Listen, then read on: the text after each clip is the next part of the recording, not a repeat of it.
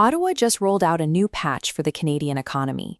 They've updated the Canada Child Benefit for July 2026, framing it as a financial level-up for families struggling with the cost of living. But while the government promotes this shiny new boost, a separate, undocumented environmental nerf is quietly draining the value of those payments. Retail gasoline prices have spiked by over 33%.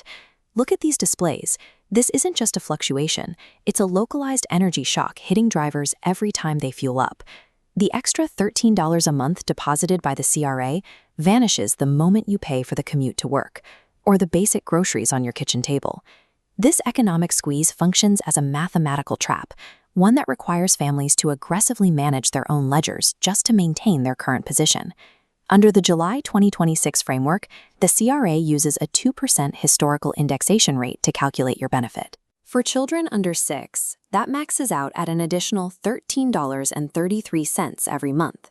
While that sounds like relief, the system contains a built-in penalty mechanic designed to limit upward mobility.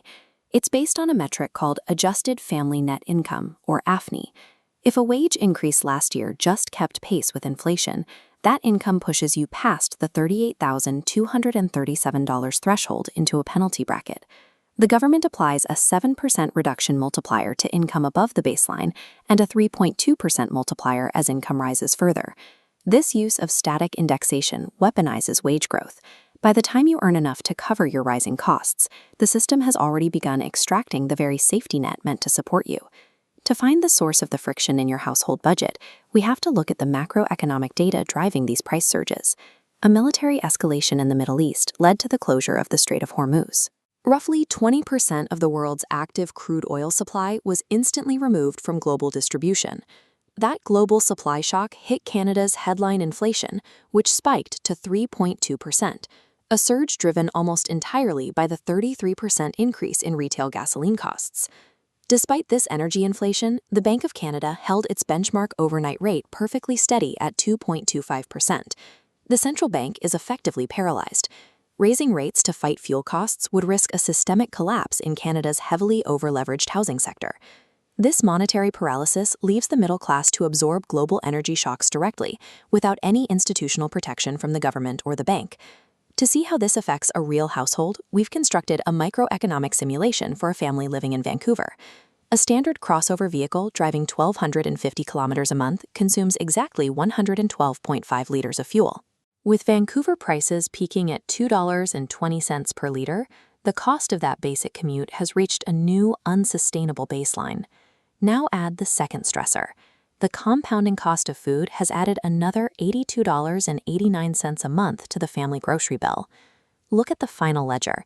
Even with the maximum CCB increase of $13, this single-child household faces a structural deficit of over $100 every single month. The $13 federal benefit functions as a mathematical illusion. It provides a headline of relief, while the real economy quietly extracts 10 times that amount from your balance sheet. The government attempted to cushion this blow by suspending the federal fuel excise tax, promising lower prices at the pump. However, regional fuel markets are highly concentrated. These refinery oligopolies often capture tax suspensions as expanded profit margins, rather than passing the savings through to you. You see the same pattern in housing. Institutional REITs use aggressive renovation models to drive up rental costs, further tightening the squeeze on younger families. To survive this, you have to move your emergency cash out of legacy banks.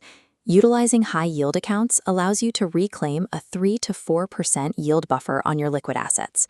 You can also use the tax code as a defensive shield. Maximizing RRSP contributions lowers your adjusted family net income. This move reduces your exposure to the clawback scale and qualifies you for higher monthly payments when the benefit year resets. The institutions are playing for their own margins. If you want to protect your family's future, you have to min-max your own finances. Because if they're taking this much from your monthly budget, wait until you see what they're doing to your future pension.